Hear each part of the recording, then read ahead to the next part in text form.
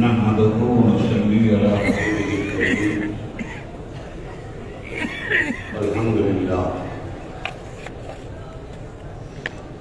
الحمد لله وكفى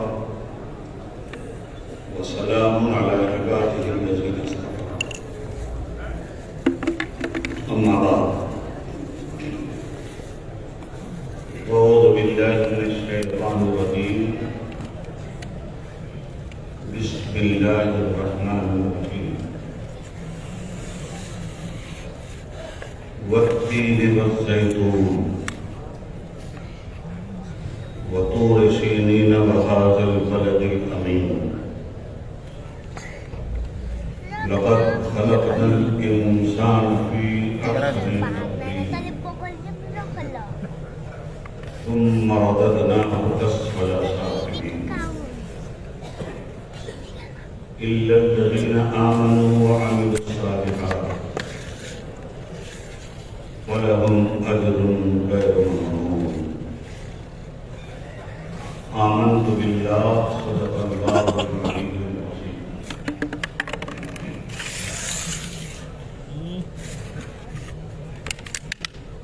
صدر اجلاس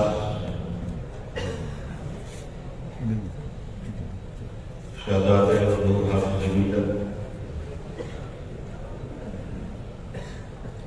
سربراہ اعلیٰ جامعۃ الاشرفیہ مبارک کو نبیر اعلیٰ حضرت منانی میاں صاحب قبلہ جامعۃ الاشرفیہ مبارک کو کے معزز اساتذہ کرام،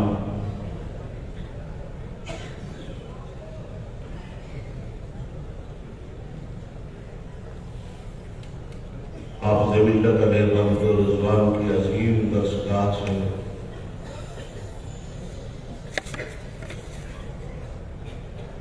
بالواسطہ یا بلا واسطہ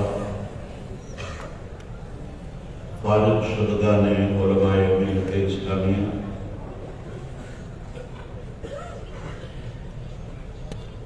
مبارک پور کی تاریخی سرزمین پر رہنے بسنے والے بزرگوں،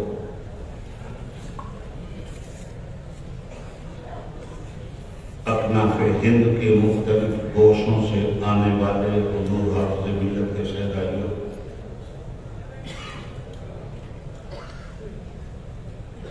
برادران ملت اسلامیہ و حاضرین مجلس،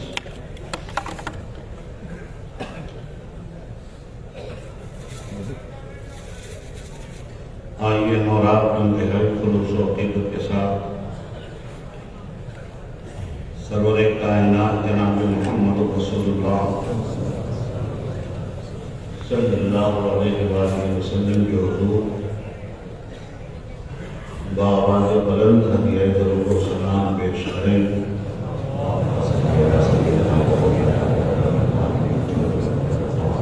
صلی اللہ علیہ نبی الأمی وآلہ صلی اللہ علیہ وسلم،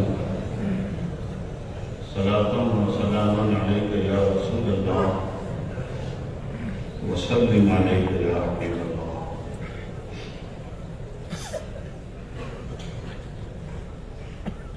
تمام تعریف اور ساری خوبیاں اللہ رب العالمین کے لیے، جس نے کونین کی سب سے شاندار نعمت ہمیں مصطفیٰ دیا، اور درود و سلام اس مقدس مصطفیٰ اور مصطفیٰ پر جس نے ہمیں ایک خدا کا پتہ دیا، کہ دیکھنے والے کا کہا مان لیا ہے، بن دیکھے تجھے ہم نے خدا مان دیا۔ محترم سامعین، حسب روایت ہر سال کی طرح انسان بھی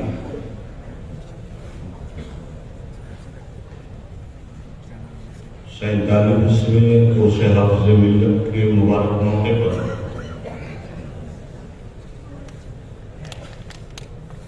ہم جلسے دستار فضیلت کے عظیم الشان اجلاس میں شریک ہیں۔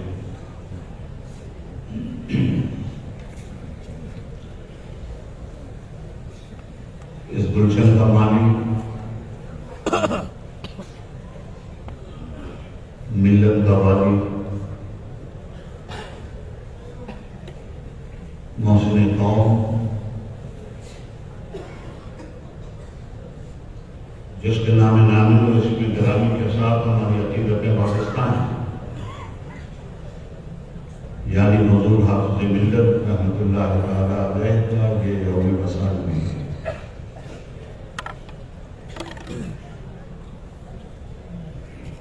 آپ کی ابتری شخصیت ہند کی سرزمین پر ملت کے نگہبان کی حیثیت سے تاریخ امم میں ابھری،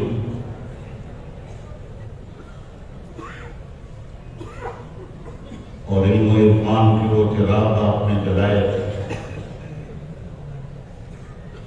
جس کی روشنی بھی یہ کہنی میں محنت بجانے کی۔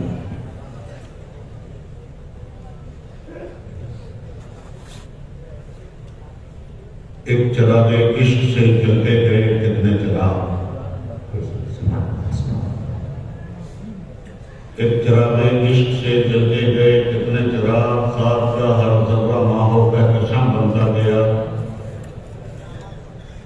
تو اکیلا ہی چلا تھا جانے بے منزل، مگر لوگ ساتھ آتے گئے اور کارواں بنتا گئے۔ سبحان اللہ، سبحان اللہ۔ حضور حافظ ملت علیہ رحمۃ الرضوان کی مقدس زندگی اور ان کی تابندہ اور جگمگاتی ہوئی بندگی تمام خوش عقیدہ مسلمانوں کے لیے مشعل راہ ہے۔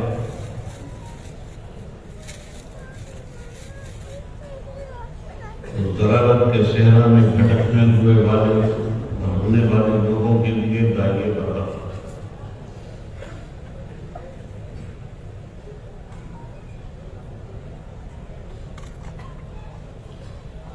آپ کے ہم عصر علماء میں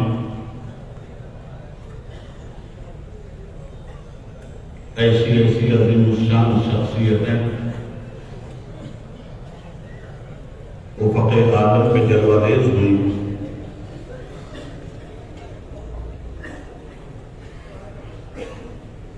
جو اپنے فن اور اپنی فکر کے اعتبار سے منفرد المثال تھی۔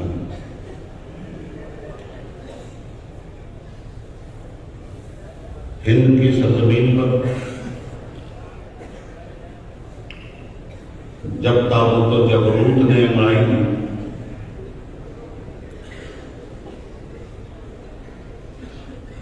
اور ابلیس کی جھولی سے نت نئے عقیدے کڑ کر نکالے گئے، تو اس وقت ہندوستان کے مسلمانوں کی آبرو بن کر مرشد برحق امام اہل سنت اعلیٰ حضرت فاضل بریلوی علیہ رحمۃ الرضوان نے کمان سنبھالا۔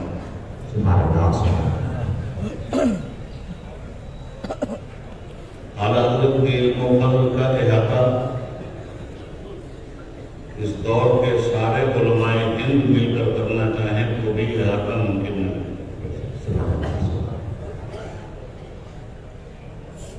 فاضل بریلوی نے اسلام کے مقدس مشن کو بھارت کی سرزمین پر جاری اور شامل رکھنے کے لیے اپنی دستگاہ علم و فضل سے چن چن کر ایسے موتی اور ہیرے نکالے جنہوں نے شب دیجور کے سناٹوں کا سینہ چیر کر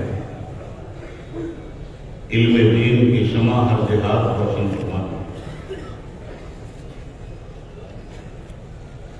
انہیں عظیم الشان شاگردوں میں ایک ذات صدر الشریعہ کی زہد و دقت سے معمور اور علم و فضل کا پیکر بن کر ابھری۔ اعلیٰ حضرت کے بعد الشریعہ علیہ الرحمۃ والرضوان فاضل بریلوی کے ایسے روحانی بیٹے ثابت ہوئے جنہوں نے انہی کے نقش قدم پہ چلتے ہوئے اہل سنت کی آبیاری کے لیے ملک کے مختلف گوشوں میں اپنے شاندار علمی فرزندوں کو میدان عمل میں اتارا۔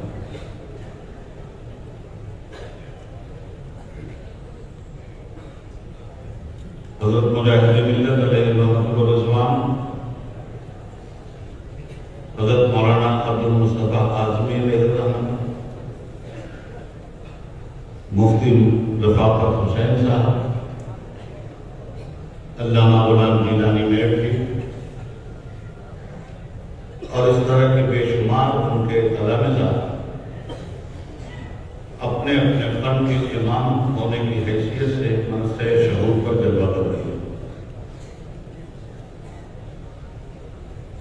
صدر الشریعہ کے انہی ہونہار روحانی فرزندوں میں ایک عبقری شخصیت اپنے عمل سے حافظ ملت بنی، سبحان اللہ، اپنے علم سے حافظ ملت بنی، جس کے ذریعے تقویٰ کی بہاریں دیکھی گئی، جس کی ذات سے علم کا آبشار پھوٹا اور جس نے روحانیت کی مسند پر بیٹھ کر معلوم نہیں کتنے تیرہ اوتار دل کو نور الہی سے جگمگا دیا۔ انفرادی طور پر جتنی بھی شخصیتیں ہمارے سامنے ہماری کم علمی کی بنیاد پر ہمیں نظر آتی ہیں، ان میں ہر شخصیت کا اپنا ایک انفرادی تشخص ہے، مگر انفرادیت کو جب ہم نے اجتماعیت کے پیکر میں دیکھا تو ایک ذات نظر آئی جو سب کا فرض کفایہ بن کر ہوئی، جس کا نام حافظ ملت، سبحان اللہ، سبحان اللہ۔ حافظ ملت نے اس ملت کو شعور و آگہی بخشنے کے لیے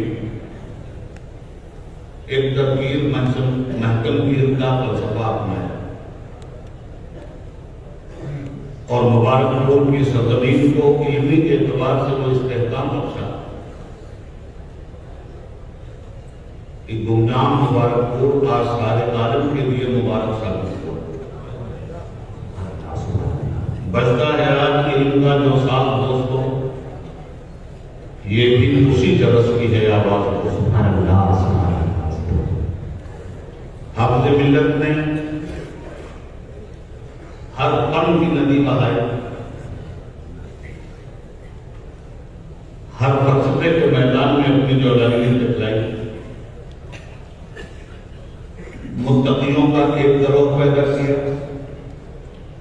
تو فلسفیوں کا دوسرا گروہ نظر آیا، منطقیوں کا تیسرا گروہ نظر آیا، فقیہوں کا چوتھا گروہ نظر آیا، مفسروں کا پانچواں گروہ نظر آیا، مترجموں کا چھٹا گروہ نظر آیا، محرروں کا آٹھواں گروہ نظر آیا، مقررین کا نواں گروہ نظر آیا۔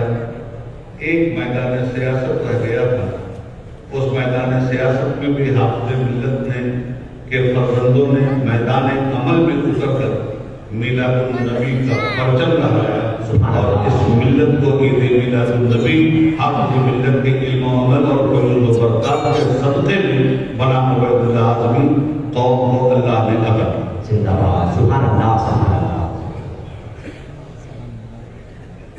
حضرت حافظ ملت کا مشن فروغ علم قرآن تھا اور فروغ علم فقہ اور حدیث۔ حافظ ملت پہچانے جاتے ہیں خصوصی اعتبار سے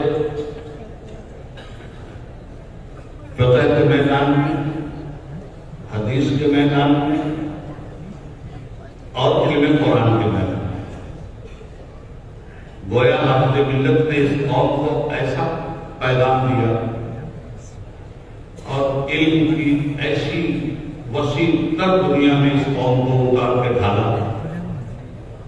جس میں ولا رتب ولا یابس الا فی کتاب مبین کے تحت اس قوم کے مسائل کے سارے حل موجود ہیں۔ زندگی تلاش کرنی ہے تو قرآن میں تلاش کرو، بندگی تلاش کرنی ہے تو قرآن میں تلاش کرو، انفرادیت تلاش کرنی ہے تو قرآن میں تلاش کرو، اجتماعیت تلاش کرنی ہے تو قرآن میں تلاش کرو، دین تلاش کرنا ہے تو قرآن میں تلاش کرو، مذہب و سیاست تلاش کرنی ہے تو قرآن میں تلاش کرو، استقبال سے بچنا ہے تو قرآن سے پوچھو، انکسار کی دھرتی پکڑنی ہے تو قرآن سے پوچھو، علم و فضل کے تاجور بننا ہے تو قرآن سے پوچھو، کائنات عالم میں حق کے علمبردار کی حیثیت سے چھا جانا ہے تو قرآن سے پوچھو۔ آج میں اس مقدس بارگاہ میں اپنا خراج عقیدت پیش کرتے ہوئے انہی کی خوشا چینی کے صدقے میں اور ان کی قبض برداری کے صدقے میں کچھ باتیں آپ سے عرض کرنا چاہتا ہوں جو قرآن کریم نے ہمیں سکھلائی ہے اور بتائی ہے۔ اس سلسلے میں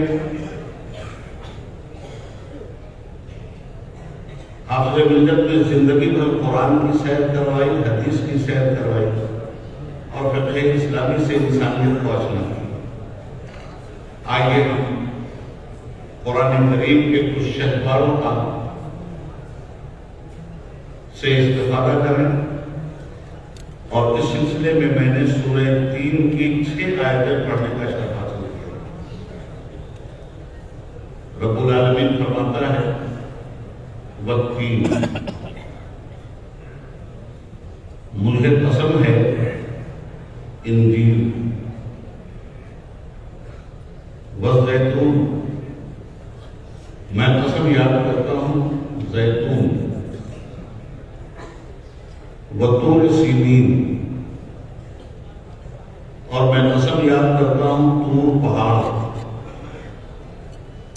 وہذا البلد الامین، اور میں قسم یاد کرتا ہوں شہر مکہ۔ ہم لوگوں کو حضور حافظ ملت میں نظام حیات انسانی عطا ہوا اور نظام حیات انسانی سورہ 3 کی ان آیتوں کے ذریعے بڑی شفاف راہ ہمارے سامنے کچھ ادا کریں۔ اس صورت میں اللہ رب العالمین نے 4 چیزوں کی قسم یاد کی جس میں 2 درخت ہیں، انجیر کا درخت اور زیتون، ایک پہاڑ ہے اور ایک شہر ہے۔ جب ہم لوگ بے جوڑ قسمیں نہیں کھاتے تو پھر ہمیں اپنے پروردگار کے بارے میں حاشا اور کلّا کبھی یہ گمان نہیں رکھنا چاہیے کہ ہمارا رب بے جوڑ قسمیں یاد کرے۔ مگر جب ہم ان 4 چیزوں کی قسموں کا ربط دیکھتے ہیں تو ہمیں ان میں بظاہر کوئی جوڑ نہیں دکھتا۔ 2 درخت، ایک پہاڑ، ایک شہر، تو اس میں جوڑ کیا؟ بظاہر تو یہ ہمیں بالکل بے جوڑ سی بات معلوم ہوتی، مگر 5ویں آیت سے ان 4 باتوں کا تسلسل صاف دکھائی دیتا ہے۔ لَقَدْ خَلَقْنَا الْإِنسَانَ فِي أَحْسَنِ تَقْوِيمٍ، ہم نے انسان کو بہترین کیمیائی اجزاء سے مرکب کر کے پیدا کیا۔ انسان شاہکار قدرت، اس کے اندر جو خصوصیات ہم نے پیدا کر دی، ان خصوصیات سے دوسری مخلوقات کم۔ لقد خلقنا الانسان فی احسن تقویم، ہم نے انسان کو احسن تقویم پہ پیدا کیا۔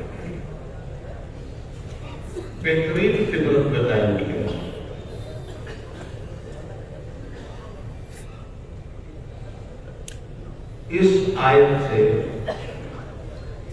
یہ چاروں چیزیں جو بظاہر بے جوڑ ہمیں دکھائی دیتی ہیں، ان کا ربط مسلسل دکھائی دیتا ہے۔ انسان کا کیا تعلق ہے انجیل سے، اور انسان کا کیا تعلق ہے زیتون سے، اور انسان کا کیا تعلق ہے طور پہاڑ سے، اور انسان کا کیا تعلق ہے بلد امین شہر مکہ سے۔ اس لیے کہ بعد میں انسان کا تعارف کروایا جا رہا ہے اور انسان کی خصوصیت اور حیثیت بتلائی جا رہی ہے۔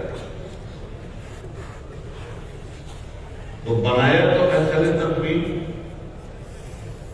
مان بعد میں فرمایا جاتا ہے ثم رددناہ اسفل سافلین، ہم نے اسے بنایا احسن تقویم، پھر ہم نے ہی اسے پستیوں میں گرا دیا۔ اب یہ احسن تقویم کیوں بنا، اور پھر یہی احسن تقویم پستیوں میں کیوں گرا، تھوڑا سا ذہن پر زور دینے کی ضرورت ہے۔ سب سے پہلے ہم اس انجیل سے تعارف حاصل کریں جس کے لیے قرآن وہ 3 کہتا ہے۔ اس انجیل کا انسان سے کیا تعلق ہے؟ عمومی طور پر تو اس انجیل کی ترجمانی یہ کی گئی کہ بہت اچھا پھل ہے، قبض کشا ہے،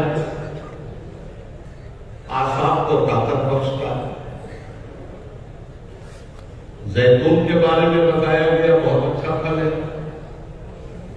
اس کے تیل سے اچھا کوئی تیل نہیں دنیا میں، یہ کسٹرول پیدا ہی نہیں ہونے دیتا، یہ کھانے کے بھی کام آتا ہے اور مالش کے بھی کام آتا ہے، ٹھیک ہے، مگر اتنی ہی بات پر وہ پروردگار قسم یاد کرے، معاملہ صرف اتنا نہیں۔ یہ تو اس کے وہ ظاہری فائدے ہیں جو عمومی طور پر بیان کر دیے، معاملہ کیا ہے؟ اس معاملے کو دیکھنے کے لیے ہمیں عہد آدم کی طرف جانا ہے۔ کائنات کی پہلی انسانی مخلوق کا نام آدم علیہ السلام، جنت میں آپ کو رکھا گیا۔ جنت کی نعمتوں کا مقابلہ دنیا کی ساری نعمتیں مل کر اس کے ایک ذرے کا مقابلہ نہیں کر سکتی۔ جنت اللہ کا عظیم الشان انعام ہے اس کے اچھے بندوں کو۔ آدم علیہ السلام کو جنت میں رکھا، جنت کی دل فریبیاں ان کے سامنے، جنت کی رانائیاں ان کے سامنے، جنت کی نکھریں اور شادابیاں ان کے سامنے، جنت کے پھول پھل اور پھلواریاں ان کے سامنے، جنت کے من کا تیل انہار ان کے سامنے، جنت کے صحرا ان کے سامنے، جنت کی للکرانیاں ان کے سامنے، جنت کے وحوش و طیور کے نغمے ان کے سامنے۔ یہ ساری چیزیں انسان کو بہلانے کا ایک فطرت کا بہترین طریقہ ہے۔ ان تمام تفصیلوں کے بعد بھی آدم علیہ السلام کی اداسی نہیں جاتی۔ یہ ساری چیزیں آدم علیہ السلام کو مطمئن نہیں کر پا رہے۔ اتنی ساری نعمتوں کے بعد بھی کچھ کھوئے سے نظر آ رہے تھے۔ قدرت سے بڑھ کر ان کی فطرت کا جائزہ کون لیتا؟ آدم کیوں پریشان ہو؟ یہ بہاریں دیکھو جنت میں، یہ گلو گلزار دیکھو جنت میں، یہ انہار دیکھو جنت میں، یہ سادگی دیکھو جنت کی، یہ پھلواری دیکھو جنت کی، یہ ابر رحمت دیکھو جنت کا، یہ جھرنے دیکھو جنت کے، یہ آبشار دیکھو جنت کے، کہاں مالک سب دیکھ رہا، پھر کیوں اداس ہو؟ مولا تو نے مجھے فرشتہ نہیں بنایا، میرے معبود تو نے مجھے انسان بنایا، گھر کر دلے تقیدہ میں تصول آئے تو نے خلوص سے مجھے انسان، میرے مولا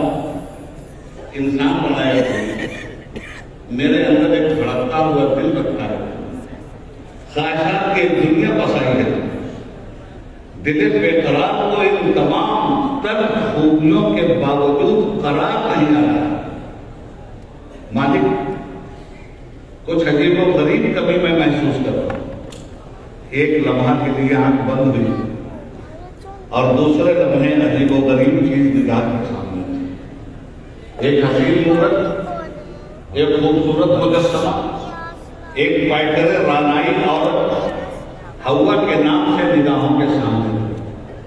فطرت انسانی نے دیکھا، دل مچلا، انسیت محسوس ہوئی.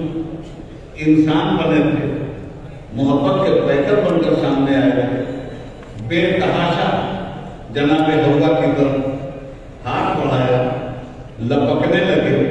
محبت کے اظہار کے لیے، ہجر و وصال کی لذتیں حاصل کرنے کے لیے 2 قدم رکھی. ارمانوں کے پیر بڑھے ہی تھے کہ حکم ہوا کہ آدم، مانا کہ تمہارا قرار میں نے پیدا کر دیا، مانا کہ تمہاری تسکین میں نے پیدا کر دیا، مانا کہ اس خلش کو میں نے دور کر دیا جس خلش کے لیے جنت کی آب و ہوا بھی تمہیں بظاہر راست نہیں آ رہی تھی. مگر آدم ابھی تم نہیں چھو سکتے.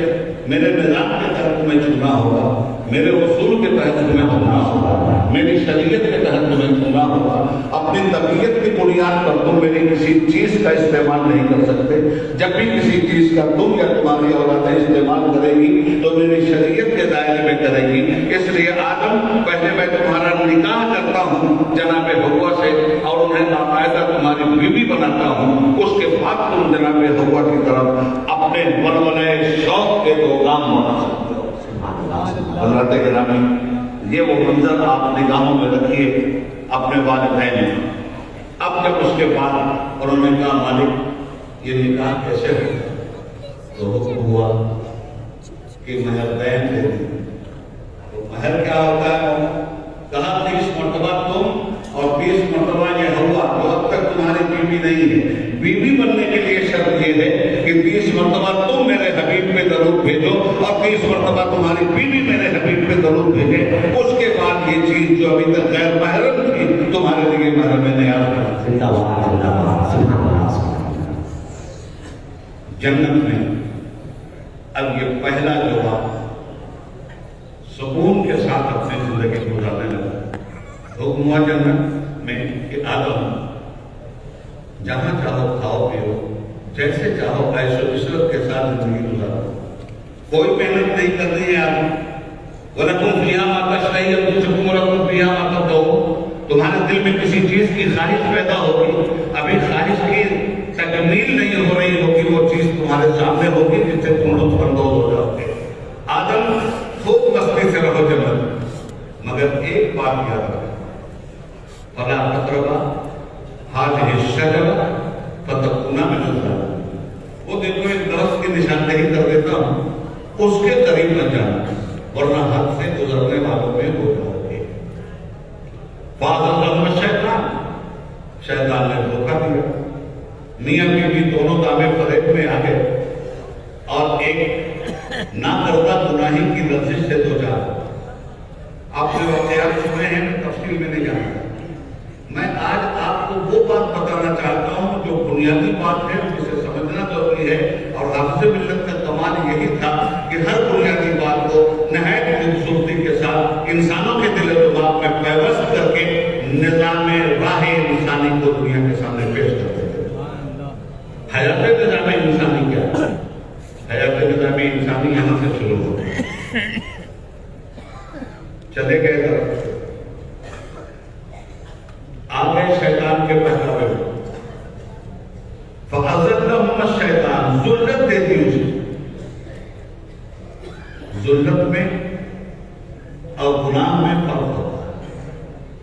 ایک ہوتا ہے دانستہ گناہ کرنا، دانستہ نافرمانی کرنا، اور ایک یہ ہے کہ نافرمانی سے بچنے کے لیے عزم مصمم کیا تھا، کسی قیمت پر نہیں جائیں گے، مگر ذلت ہو گئی، دھوکہ تھا اور چلے گئے اس درخت کے پاس.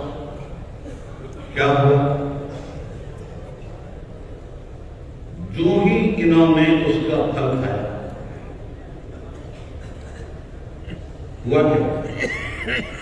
قرآن کریم کہتا ہے بدت لہما سوآتہما وطفقا یکسفان علیہما من ورق الجنہ، جو ہی انہوں نے ذلت میں آ کر رب سے کیے ہوئے وعدے کو ایک لمحہ کے لیے انہیں یاد نہیں رہا اور وعدہ خلافی ہو گئی، نتیجہ کیا ہوا؟ بدت لہم سوآتہما وطفقا یکشفان علیہما من ورق الجنہ، دونوں کے بدن کے کپڑے اپنے آپ اتر گئے، وطفقا یکشفان علیہما من ورق الجنہ، جی فَأَذَنَّا، اچھا حضرات کیا ہوا؟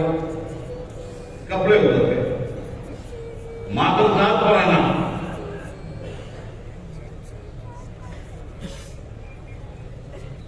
رونے لگے، اور سامنے درخت تھے، موٹے موٹے درخت جن کے بڑے بڑے پتے، جلدی جلدی دونوں میاں بیوی نے ان کو توڑنا شروع کیا اور ان سے سفر پوشی کی۔ یہاں سے ایک مزاج دینا چاہتا ہوں، حضور حافظ مصر رحمۃ اللہ تعالیٰ علیہ کا طریقہ یہ تھا کہ جب کسی سے بات کرتے تھے تو پہلے ایک نظر اٹھا کے اسے دیکھتے، اس کے بعد شرم و حیا کی محافظ آنکھیں ہمیشہ زمین میں گڑی رہتی تھی، حافظ مصر نگاہیں اٹھا کے چلتے نہیں، نگاہیں جھکا کے چلتے، شرم و عفت کی پہریداری ان کی مقدس آنکھوں پر ہمیشہ حجاب رحمت بن کر کے ان کی حفاظت کیا کرتی۔ آدم علیہ السلام، حوا علیہ السلام کا جب بے پردگی ہو گئی، انہوں نے جلدی جلدی ستر عورت کو چھپانے کے لیے درخت کے پتوں کا سہارا دیا۔ قرآن کریم اس درخت کا نام نہیں بتا، صرف یہ کہتا ہے کہ پتے توڑے اور ستر پوشی کرتے، مگر قرآن کریم سے پہلے توریت شریف آئی، توریت میں معنی کی بہت زیادہ مبالغہ آرائی کرتی لوگوں نے، اس کے باوجود کچھ حقیقی باتیں توریت میں رہ گئی۔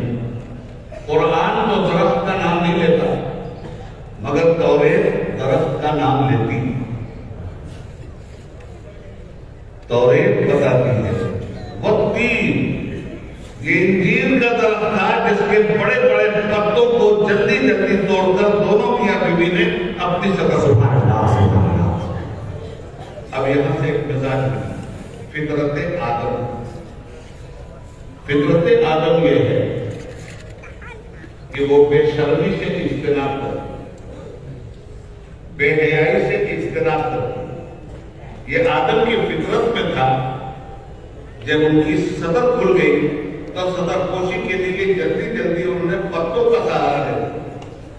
مزاج یہ ملا کہ آدم علیہ السلام کی بہتر اور نیک اولادیں وہ ہیں جو حیاداری سے کام لیتی ہیں، صدر پوشی سے کام لیتی ہیں، اور نالائق اور بددیانت اور غیر وارث اولادیں وہ ہیں جو بے حیائی کو اپنا فیشن بناتی ہیں اور بے حیائی کے ذریعے دنیا میں جینا سکھاتی ہیں۔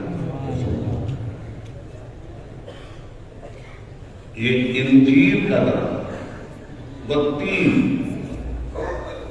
یہی سے ایک بات، تہذیب آئی آدم علیہ السلام کے ذریعے، ثقافت آئی آدم علیہ السلام کے ذریعے، کلچر آیا آدم علیہ السلام کے ذریعے۔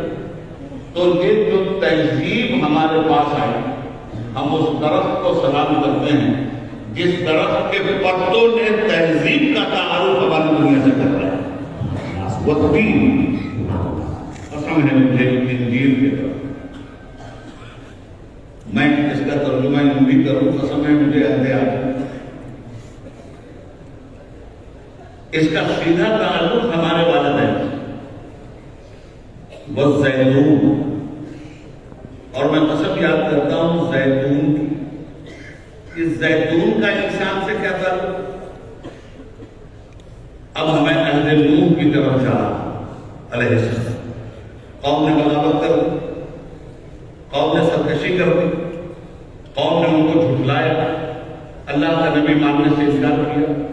پہلے اولو العزم رسول کی حیثیت سے وہ دنیا میں تشریف فرما ہوئے تھے۔ آپ نے کہا مالک مجھے ان کی اولادوں سے بھی کوئی امید نہیں ہے، انہیں تباہ کر دے مولا، ایک کو نہ چھوڑ۔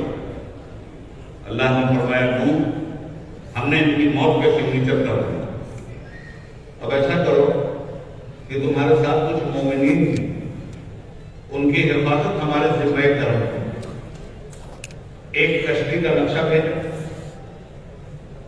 اور کہا نوح اس کشتی کے انجینئر کو بھی ہم بھیجیں۔ انجینئر تھے جناب جبریل امین علیہ، ڈیزائن کیا، بتلایا کہ ایسے ایسے بناتے رہے، قوم تمسخر اور مذاق بھی اڑاتے رہے۔ نوح کیا کر رہے ہو؟ کہا طوفان آئے، اللہ کے جتنے باغی بندے ہیں سب درخواست ہو جائیں گے، مومنین کو اللہ بچا لے، اللہ بچا لے۔ کہا نوح خشکی پہ کشتی چلانا چاہتے ہیں؟ کہا ابھی بن تو رہی ہے خشکی پہ کشتی، مگر چلے گی اسی سیلاب۔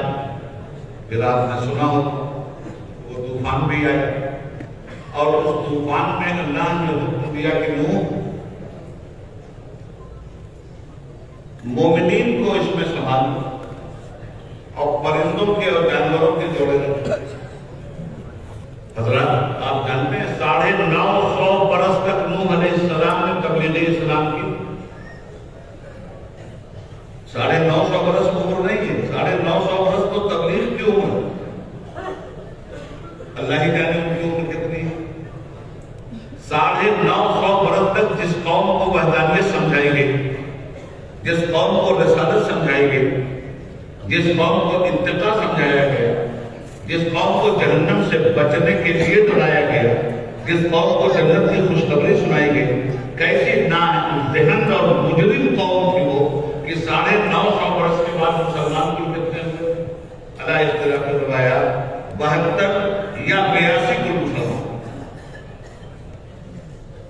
کشتی چلی، پانی پہ چلی، دنیا ڈوبی، اس وقت کی موجودہ آبادی درتے آباد۔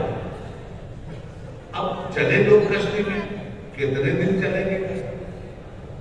مولانا عبدالحق صاحب، مجھے پہلے سفر حج کا ایک تجربہ ہے سمندر۔ 1973 میں نے پہلا سفر حج کیا، ہوائی جہاز سے نہیں، پانی کے جہاز، اکبر نامی جہاز، بامبے کے ساحل سے چلا جدہ کے ساحل کے لیے۔ ہم 9 شبانہ روز سمندر میں، اوپر آسمان، نیچے پانی، زمین کا نام و نشان نہیں۔ رات میں ایک ٹمٹماتا ہوا چراغ مہتاب کی شکل میں دیکھا، یہ ٹمٹماتے ہوئے چراغ ستاروں کی شکل میں دیکھ لیا۔ دن میں ایک آفتاب خاور، وہ بھی بہت دور سے الیک سلیک کرتا رہا، باقی کچھ بھی نہیں دکھائی دیتا تھا۔ 9 شبانہ روز اس میں چلے ہم، گھبرا گئے۔ جس وقت یہ لملم کا پہاڑ نظر آیا، جس وقت ہمیں پیر نظر آئے، جس وقت ہمیں درخت نظر آئے، دل حساس و حساس ہو گیا کہ اب ہم اپنی فطرت کی زمین پہ اترنے جا رہے ہیں۔ پانی پر نہیں اتارا گیا تھا، ہمیں زمین پہ اتارا گیا تھا، اس لیے پانی پر زیادہ دیر ہم نہیں رک سکتے، زمین ہی ہمیں قرار دیتی۔ الم نجعل الارض مہادا، ہم نے زمین ہی کو تمہارے لیے رہنے کا سامان بنایا۔ اترے صاحب، نوح علیہ السلام کے ساتھی گھبرا گئے، مہینوں چلتے رہے، چلتے حضور اب ہم تھک گئے، ہمارے لیے زمین پہ اترنے کا کوئی انتظام نہیں۔ آپ نے پرندوں کو آواز اور فرمایا ذرا فضا میں پھیلو، ہوا میں اڑو، اور دور تک ذرا جا کے جائزہ کو کہیں زمین نظر آ رہی۔ بہت دور تک گئے اور اس کے بعد وہ لوٹے تو پرندے اپنی منقار میں، چونچ میں کچھ پتے لے کر، اور وہ پتے لے کر قدم ناز نبوت پہ نچھاور کرتے۔ جو ہی نوح علیہ السلام نے پتے دیکھے درخت کے، آپ ادار اٹھے، اللہ اکبر، اہل کشتی تمہیں مبارک ہو، زمین نظر آتی۔ سبحان اللہ، ہمارے اترنے کا سامان ہو رہا، اگر زمین نہیں نظر آتی تو یہ پتے یہ لیتے کہاں سے آتے؟ حضرات یہ ایسا وقت تھا جس میں انسان کی خواہشوں کے احترام کے لیے وہ پتے تسکین دل و جان بنے، تو ایسی چیز تھی جو تاریخ میں ایک جگہ پاتی ہے کہ تاریخ میں نہیں، قرآن میں جگہ پاتی ہے. یہ پتے کسی اور چیز کے نہیں تھے. والزیتون، یہ زیتون کے پتے تھے. والتین والزیتون. میں قسم یاد کرتا ہوں ان تین، اور میں قسم یاد کرتا ہوں زیتون. تو اس زیتون سے انسان کا کیا تعلق؟ ہم اس کا ترجمہ قسم ہے عہد نوح کی بھی کر سکتے ہیں. وہ طور سینین، اور میں قسم یاد کرتا ہوں طور پہاڑ. اس طور پہاڑ کا انسان سے کیا تعلق؟ یہی وہ طور پہاڑ ہے جس پر پہلی شریعت نازل ہوتی ہے مکمل طور پر، اور جناب موسیٰ علیہ السلام اس شریعت کے امین. وَهَذَا الْبَلَدِ الْأَمِينِ. تو قسم کھاتا ہوں طور کی، ہم ترجمہ کر سکتے ہیں قسم کھاتا ہوں عہد موسیٰ. وَهَذَا الْبَلَدِ الْأَمِينِ، اور میں قسم کھاتا ہوں شہر مکہ کی. طور پر تو یہ پہلی شریعت مکمل طور پہ اترتی ہے، اور دائمی شریعت مکہ کی سرزمین پر غار حرا سے دنیا کے سامنے آتی ہے. اس لیے وَهَذَا الْبَلَدِ الْأَمِينِ، یہ ہے وہ شہر جہاں ہم نے دائمی شریعت، دائمی نبی پر، آخری نبی پر، نبیوں کے نبی پر، رسولوں کے رسول پر، آدم کی آدمیت جس کے اندر ہے، نوح کی شرافت جس کے اندر ہے، یحییٰ کی شہادت جس کے اندر ہے، زکریا کی معصومیت جس کے اندر ہے، موسیٰ کا جلال جس کے اندر ہے، عیسیٰ کا جمال جس کے اندر ہے، ابراہیم کی خلت جس کے اندر ہے، یوسف کا حسن تمکنت جس کے اندر ہے. ہم نے محمد رسول اللہ پر مکمل اور دائمی شریعت ہمیشہ کے لیے اتارا، اور اس شہر سے وہ نبی انسانیت کو عطا فرمایا جو دائمی نبی ہے، آخری نبی ہے، اول نبی ہے، آخر نبی ہے. هو الظاہر بھی اس کی شان ہے، هو الباطن بھی اس کی شان ہے، هو الاول بھی اس کی شان ہے، هو الاخر بھی اس کی شان ہے. اسی لیے تو میرے امام نے فرمایا وہی ہے اول، وہی ہے آخر، وہی ہے ظاہر، وہی ہے باطن. اسی سے ملنے، اسی کے جذبے، اسی سے اس کی طرف گئے تھے. وہ سرور کشور رسالت جو عرش پر جلوگر ہوئے تھے. میں ایک طرف کے سامان عرب کے مہمان کے لیے آخری شریعت، دائمی شریعت مکہ. اب لقد خلقنا الانسان فی احسن تقویم. اگر احسن تقویم بنے رہنا چاہتے ہو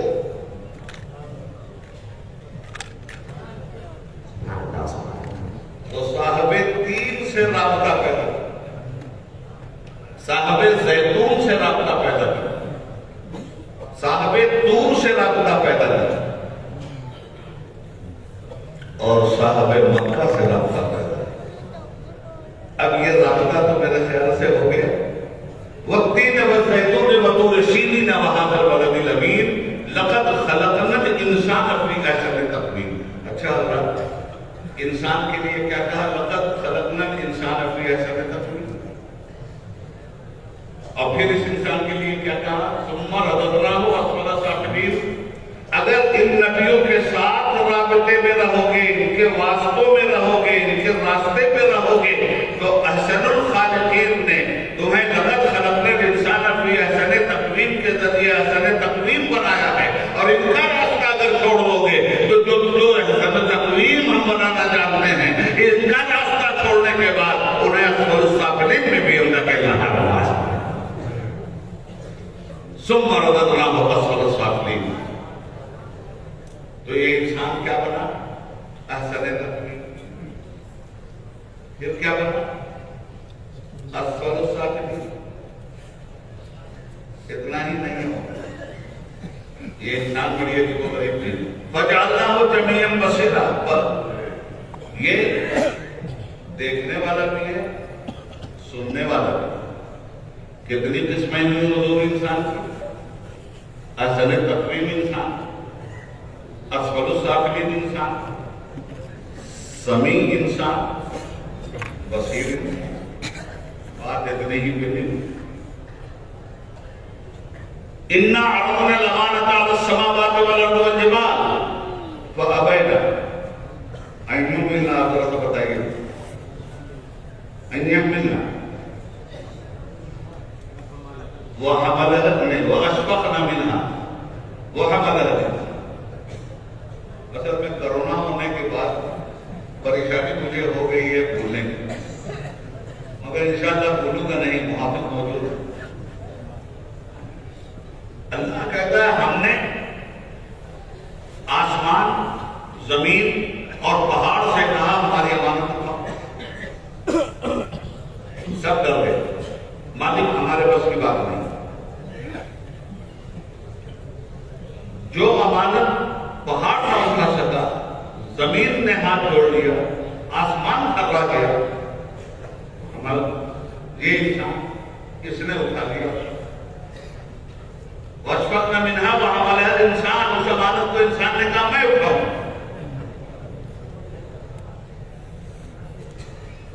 آج خالص علمی گفتگو ہو. انسان نے کہا اس امانت کو میں اٹھاؤں گا. کتنی زوردار اور طاقتور امانت تھی. آسمان ہل گیا، زمین ہل گئی، پہاڑ کا کتنا پانی ہو گیا، ہمارے بس کا نہیں. اور ہوتا کیا؟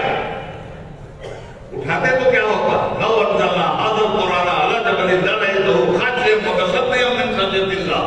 ٹکڑے ٹکڑے ہو جاتے، رضا رضا. یہ انسان کہا اٹھائے، اٹھا لیا.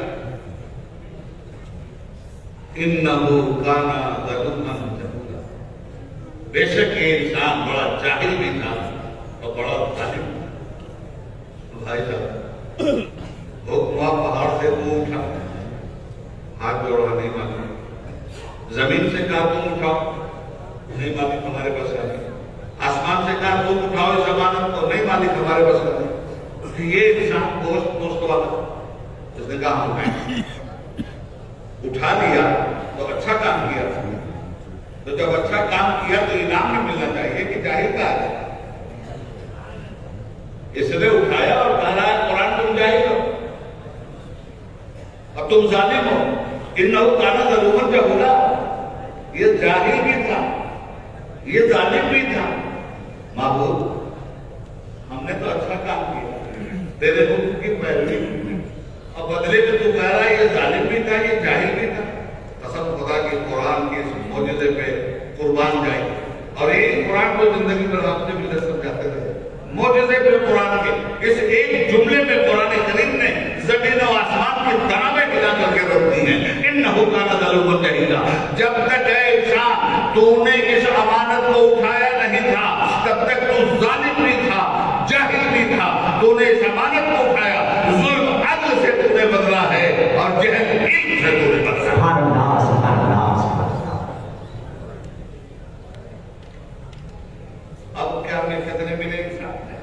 تو اور بھی اثر تکمیل ملا. اسفل السافلین انسان، سمیع انسان، بصیر انسان، جاہل انسان، ظالم انسان.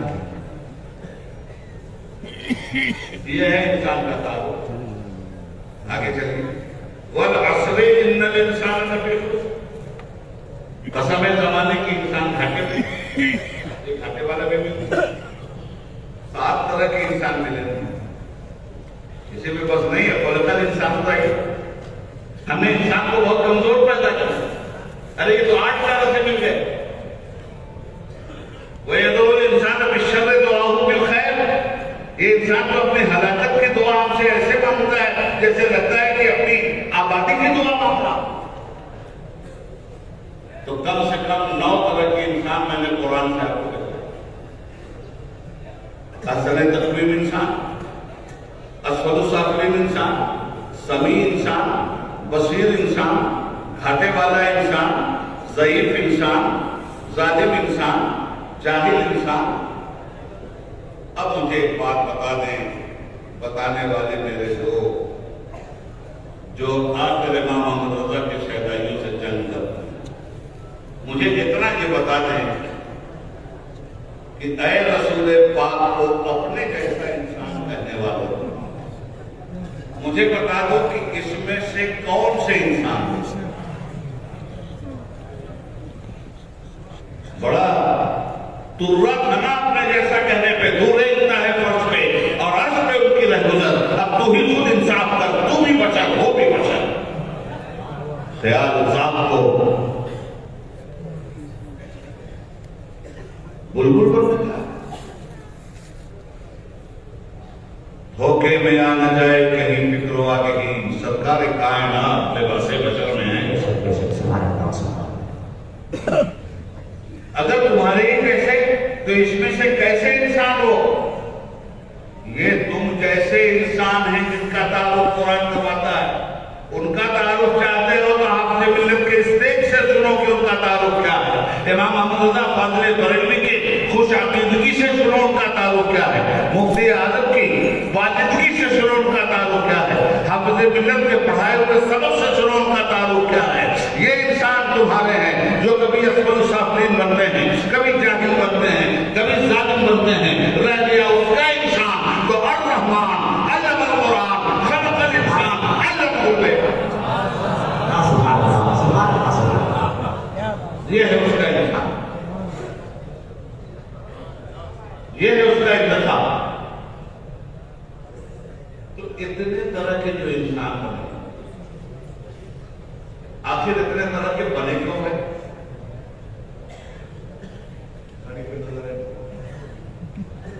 اتنے طرح کے انسان کو بنے, یاد رکھیے گا, ضرورت انسان کی قسمیں بنا. ضرورت نے اس کو ظالم بنا, ضرورت نے اس کو جاہل بنا, ضرورت نے اس کو گھاٹے میں ڈالا, ضرورت نے اس کو کمزور کیا. ضرورت یہ قسمیں بناتی ہے. ضرورت کے اعتبار سے آدمی ظالم بنتا ہے, جاہل بنتا ہے, نافرمان بنتا ہے. ضرورت کیوں؟ تو یہ ضرورت کیا ہے؟ دیکھیے, بہت سب کے اوپر سے تو نہیں جا رہی ہے نا, سمجھ میں آ رہی ہے نا بات. یہ ضرورت کیوں بنی؟ آج خالص علمی گفتگو ہو. ان بدبختوں کی خبر ہم بعد میں لیں گے جن کے لیے آپ کے دلوں میں دعوت ہو. ضرورت ایک ہے جانور, ایک مخلوق ہے فرشتہ, اور ایک مخلوق انسان. جہاں صرف ضرورت ہو عقل, اس کا نام ہے جانور. صرف ضرورت ہی ضرورت ہے.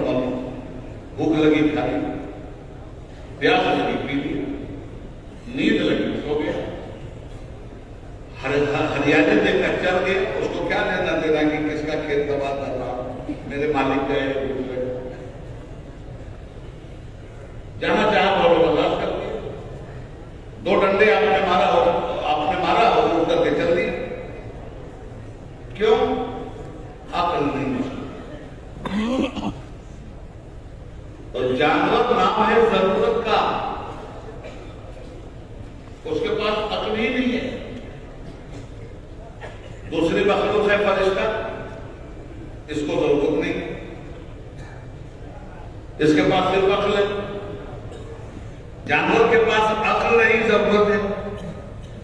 فرشتے کے پاس ضرورت نہیں ہے, عقل ہے, نہ کھانا ہے, نہ پینا ہے, نہ سونا. تو جس کے پاس صرف ضرورت وہ جانور, عقل نہیں وہ جانور. اور جس کے پاس صرف عقل ہے, ضرورت نہیں, وہ فرشتہ. اور جس کے پاس ضرورت ہے اور عقل بھی ہے, اس کا نام ہے انسان. ضرورت بھی ہے اور اپنی ضرورت کے لیے یہ جانور بھی بن جاتا ہے. جانور کی طرح کھاتا ہے, جانور کی طرح سوتا ہے, جانور کی طرح رہتا ہے, جانور کی طرح سینگ مارتا ہے. تو اس انسان کو جانور بننے سے بچانے کے لیے عقل کی نعمت ادا کی۔ اگر وجود انسانی نظام حیات انسانی سے الگ ہونے لگے اور جانور جیسا فیل کرنے لگے تو انسان مجھے ہم نے انسان بنایا، جانور نہیں بننے دیں گے۔ لے عقل کی دولت دیتے ہیں، جب ضرورت تیری بے ایمان بننے لگے تو عقل سے اسے کنٹرول۔ تو ضرورت کس چیز سے کنٹرول ہوتی ہے؟ عقل۔ اچھا، عقل نے بغاوت کر دیا تب کیا کرے؟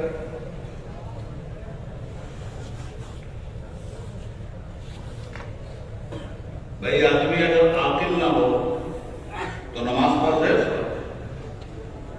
نہیں نا؟ یہ عقل ایسی چیز ہے کہ اگر یہ عقل ساقط ہو جائے تو نماز ساقط، عقل سے آدمی پیدل ہو جائے تو فرائض ساقط۔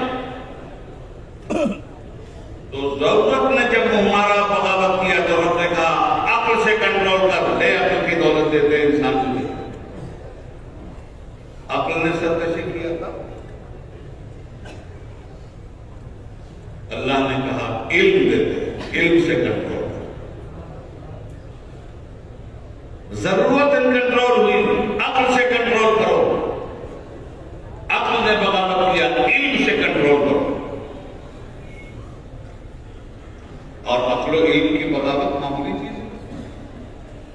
جب یہ دونوں بغاوت پہ اترتے ہیں وہ ہوتا کیا ہے؟ ناگا ساکی پہ بم برساتے ہیں۔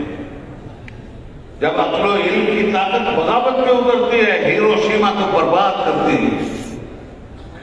جب علم اور عقل کی طاقت بغاوت کرتی ہے تو مسجدوں کو خودکدے میں بدلتی ہے۔ یہ جب علم اور عقل کی طاقت بغاوت کرتی ہے تو انسانوں کا حق مارتی ہے، لوگوں پہ ایٹم بم اتارتی ہے، انسانیت کو خزو خاندان میں ملاتی ہے، بوسنیا اور چیچنیا بناتی ہے، افغانستان اور فلسطین بناتی ہے، خود ہندوستان میں مظلوم مسلمانوں کے سر پہ آرا چلاتی ہے۔ عقل اور علم بغاوت کرے تو کائنات عالم میں تہلکہ مچا تھا۔ عقل نے بغاوت کیا، علم سے کنٹرول کرو۔ علم نے بغاوت کیا تب کیا؟ حکم ہوا ضمیر سے کنٹرول، انترآتما سے کنٹرول کرو۔ آپ کے پاس اگر ضمیر ہو تو آپ اس عقل کی عیاری کو اور علم کی مکاری کو ضمیر کے ذریعے کنٹرول کر لیں گے۔ ظلم کرنے آپ پڑھے، ضمیر جاگ گیا، نہیں ہم نہیں ماریں گے، زمین نے کنٹرول کر دیا آپ کے ظلم کو۔ ظلم کرنے گئے، موت منچن کرنے گئے، زمین زندہ ہے تو زمین نے کنٹرول کیا۔ لاکھ موگی چاہے، لاکھ ڈھوگی چاہے، ہم کسی مسلمان کو نہیں ماریں گے۔ یہ زمین کی پاسبانی تھی جس نے عقل کو بھی کنٹرول کر لیا اور علم کو بھی کنٹرول کر لیا۔ مگر مالک جب زمین بغاوت کرے حکم ہوا ضرورت بغاوت کرے، عقل سے کنٹرول کر۔ عقل بغاوت کرے، علم سے کنٹرول کر۔ علم بغاوت کرے، ضمیر سے کنٹرول کر۔ مالک اب تو انترآتما بھی باقی ہو گئی، اب کیا کر رہے ہیں؟ کہا اب کیا کر رہے ہیں؟ پھر میری کتاب پڑھو۔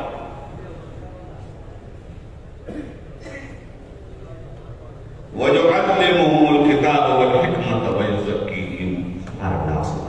علم و حکمت دینے والے رسول کو پہچان جو ضمیر کا تزکیہ کرتا ہے، انترآتما کا تزکیہ کرتا ہے، عقیدے کو پاک کرتا ہے، عمل کو پاک کرتا ہے، اخلاق کو پاک کرتا ہے، برائی کو بھلائی میں بدلتا ہے، بے حیائی کو شرافت میں بدلتا ہے، بدعقیدگی کو خوش عقیدگی میں بدلتا ہے، بدعملی کو صالحیت میں جامع پہناتا ہے۔ آ میرے حبیب کے پاس، وَيُزَكِّيهِمْ، تیرے ضمیر کو پاک ہو کر۔ مصطفیٰ کیا بتایا؟ ضمیر کی پاکی تک بات پہ ہر چیز کو کنٹرول کیا گیا۔ مولانا مسعود صاحب ضرورت کو عقل سے کنٹرول کروا لیا، عقل کو علم سے کنٹرول کروا لیا، علم کو ضمیر سے کنٹرول کروا لیا۔ اب ضمیر جو آخری چیز تھی، اس کے بعد کیا ہے؟ یہ بغاوت کرے تو کیا کرتا؟ میرے محمد کے پاس صلی اللہ علیہ وسلم، میرے حبیب کے پاس آ، زخم خوردہ انسانیت کے طبیب کے پاس آ۔ یہی سبق آپ سے ملت نے ہم کو پڑھایا، وہ سبق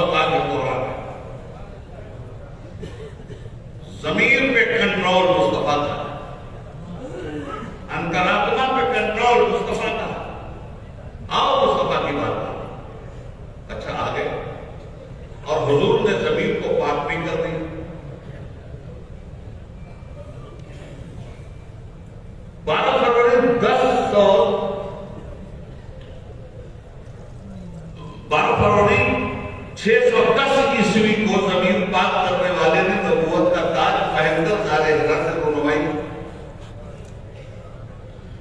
632 में ज़मीर को कंट्रोल करने वाला रसूल चला गया। तो जितने जमाने तक वो रहे उतने जमाना के लोगों का तो ज़मीर पाक हो गया भाई साहब। अब 1400 बरस हो गया, वो तो चले गए। तो क्या 1400 बरस में इंसान नहीं पैदा हुआ? क्या 1400 बरस के बीच में रहने वाले और आज के इंसानों के पास ज़मीर नहीं है? आज के इंसानों के ज़मीर को कौन पाक करेगा? जिसको पाक करने का जिम्मा दिया गया था वो तो चला गया दुनिया से 63 साल की उम्र लेकर। अब 40 साल तक तो उसको ये काम ही नहीं दिया गया। 40 साल के बाद वो यूसुफ़ी ही उसको काम दिया गया, मेरे मुस्तफा को ज़मीर को पाक कर इंसानों के। उन्होंने पाक किया और चले गए। और उनके जाने के बाद क्या सब पे ज़मीर है? क्या ज़मीर बगावत नहीं करता? क्या इल्म बगावत नहीं करता? क्या अक्ल बगावत नहीं करती? क्या ज़रूरत बगावत नहीं करती? अब ज़मीर को कौन पाक करेगा? जिसको हुक्म दिया गया था तुम ज़मीर को पाक करो, वो तो चला गया। उसको गए हुए 1400 साल हो। अब इन तमाम इंसानों का क्या हो और क़यामत तक के इंसानों का क्या हो? तो क्या आयत वो युज़्ज़कीहिम सिर्फ उनकी ज़ाहिरी जिंदगी ही तक के लिए आई थी, या आज भी तिलावत की जा रही है, या कल भी तिलावत की जाएगी? मालूम यह हुआ कि जब तक ज़मीरे इंसानी इंसान के कल्ब के अंदर मौजूद है तब तक वो युज़्ज़कीहिम वाले मुस्तफा की भी जरूरत है। वो कल भी ज़मीन को जिंदा करते थे और आज भी ज़मीन की निगरानी के मुहाफिज है।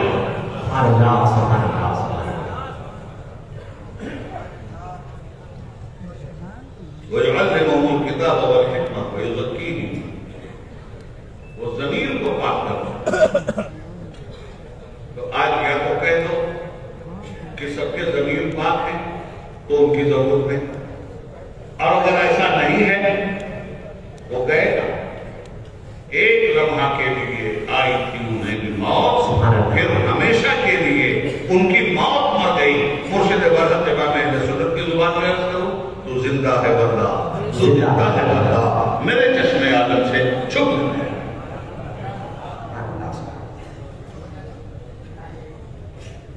अब अगर हम अहसन तक़वीम बनकर रहना चाहते तो हमें क्या करना चाहिए? बस ये है वो सबक जो हाफ़िज़ मिल्लत जिंदगी भर पढ़ाते रहे। यही सबक हाफ़िज़ मिल्लत ने जिंदगी भर पढ़ाया कि अगर अहसन तक़वीम बनकर रहना है तो तुम्हें क्या करना चाहिए, और अहसन तक़वीम अगर असफलुस साकिरीन बने तो किस वजह से बनना। वो बात आगे कुरान कर रहा है, इल्लल्लज़ीना आमनू व अमिलुस सालिहात फलहुम अज्रुन गैरु ममनून। अगर तुम साहिब ज़मीर बन के जिंदा रहना चाहते, अगर तुम अहसन तक़वीम बन के जिंदा रहना चाहते तो इल्लल्लज़ीना आमनू व अमिलुस सालिहात फलहुम अज्रुन गैरु ममनून। साहिब ईमान बन के रहना, अहसन तक़वीम बने रहना, साहिब अमल बन के रहना, अहसन तक़वीम बने रहना। दो चीजें कुरान ने सामने रखी अहसन तक़वीम बनने की सनद देकर, एक है ईमान और दूसरे है अमल। अब ईमान क्या है?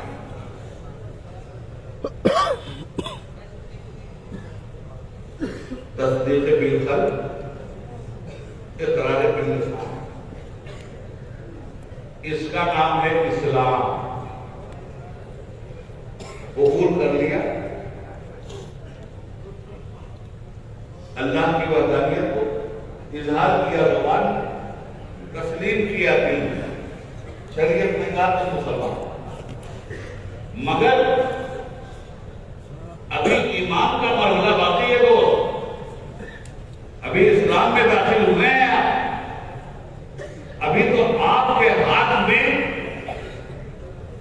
अपने दिल में बोने के लिए इस्लाम का बीज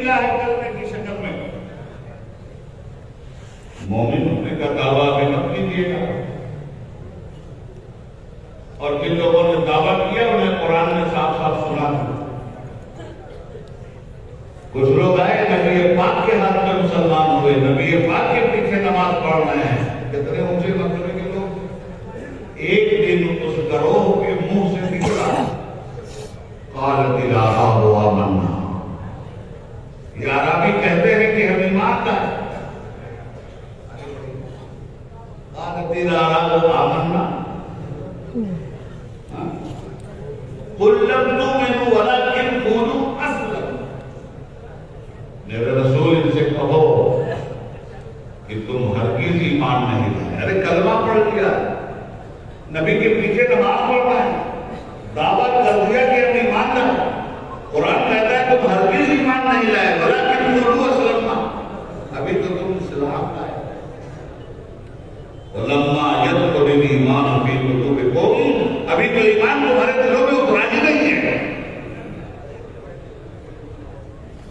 کلمہ پڑھنے کا نام اسلام، اور کلمے پہ عمل کرنے کا نام ایمان۔ اللہ کے علاوہ کوئی ذات کی عبادت، زبان سے اقرار کر لیا اور مسجد میں نماز کے لیے تیار، ادھر ہے ایمان۔ آپ مسلمانوں کی جماعت میں ضرور داخل ہوئے، مگر رہ گئی بات ایمان کی، تو ایمان صرف قول کا نام نہیں ہے، اطاعت کا نام ہے۔ رسول پاک صلی اللہ علیہ وسلم کی اتباع کا نام ایمان، اتباع کیجیے پھر کہیے، پھر آپ کو کہنے کی کیا ضرورت؟ زمانہ کہے گا کہ آپ مومن۔ تو ایمان، اور ایمان میں بھی ایمان بالرسالت، صرف ایمان باللہ نہیں، زندگی بھر اللہ کی توحید کا قائل رہی اور رسول اللہ کی رسالت کو اگر نہیں تسلیم کیا، آپ نہ مسلمان ہیں نہ مومن۔ معلوم یہ ہوا کہ ایمان نام ہے رسول اللہ صلی اللہ علیہ وسلم کی اطاعت و فرما برداری کا۔ اب اطاعت و فرما برداری میں کیا؟ قال نبی صلی اللہ علیہ وسلم، اللہ کے حبیب فرماتے ہیں بنی الاسلام علی خمس، اسلام کی بنیاد 4 چیزوں 5 چیزوں پر، کلمہ شہادت کو قبول کرنا، نماز کو قائم کرنا، زکوٰۃ کو ادا کرنا، روزے رکھنا، حج کرنا، لا الہ الا اللہ محمد رسول اللہ پڑھ لیا، وَأَقَامُوا الصَّلَاةَ وَآتَوُا الزَّكَاةَ، یا ایھا الذین آمنوا کتب علیکم الصیام کما کتب علی الذین من قبلکم لعلکم تتقون، اے ایمان والو تم پر روزے فرض کیے گئے جیسے کہ امم سابقہ پر فرض کیے گئے تھے، ہو سکتا ہے تمہیں فلاح ملے۔ وَأَتِمُّوا الْحَجَّ وَالْعُمْرَةَ لِلَّهِ، اللہ کے لیے حج و عمرہ کرو۔ یہ 5 بنیادی چیزیں ہیں۔ آج مسلمان بدقسمتی سے بنیادی چیزوں کے لیے نہ بحث کرتا ہے، نہ بنیادی چیزوں کے لیے لوگوں کو عمل کی تلقین کرتا ہے۔ ہاں، غیر بنیادی چیزوں میں ضرور اسلام ہوتا ہے، غیر بنیادی چیزوں میں ایمان ڈھونڈنے لگتا ہے۔ جن چیزوں کی کوئی حیثیت ہے ہی نہیں، وہ چیزیں مسلمانوں نے اپنے اوپر فرض کر دی، اور اگر ہے بھی ان سب چیزوں کی حیثیت تو استحباب سے زیادہ نہیں ہے، تو وہ جو چیزیں استحباب کی منزل میں ہیں مسلمان نے اسے اپنے اوپر فرض کر کے مسلط کیا ہے، اور جو چیزیں فرض ہیں اس پر سے مسلمان قابل ہو گیا۔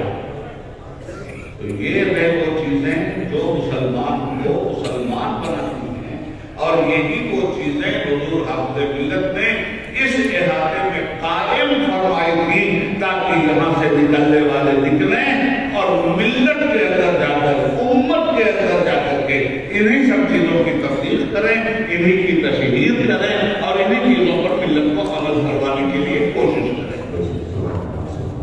ایمان، عمل، عقیدہ یاد رکھیے گا، میں گھڑی دیکھ رہا ہوں 5 منٹ اور۔ عقیدہ جذبہ باطنی کا نام ہے میرے دوست، چھپے ہوئے جذبے کو عقیدہ کہتے ہیں۔ پھر یقین، جو دل میں چھپا ہوا جذبہ ہے اس کا نام ہے عقیدہ۔ چھپے ہوئے جذبے کا اظہار کس چیز سے ہوتا ہے؟ عمل سے۔ اب تو 5 آدمی اگر ایک جگہ کھڑے ہیں سوٹے نے بوٹے، تو پتہ لگانا بڑا مشکل ہے کہ 5 میں مسلمان کون ہے اور غیر مسلم کون ہے۔ مگر عقیدہ سب کے پاس ہے. یہ نہیں پتا چلتا کہ اس کا عقیدہ کیا ہے.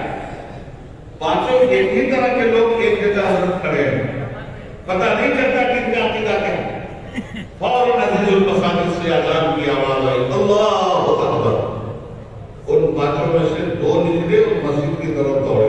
عمل نے بتا دیا کہ جس کا عقیدہ چھپا ہوا تھا اس نے اپنے عقیدے کو چھاپ کے دکھا دیا کہ وہ تھا میرا عقیدہ جو ان لوگوں کے بیچ میں تھا تو انہیں نظر نہیں آ رہا تھا.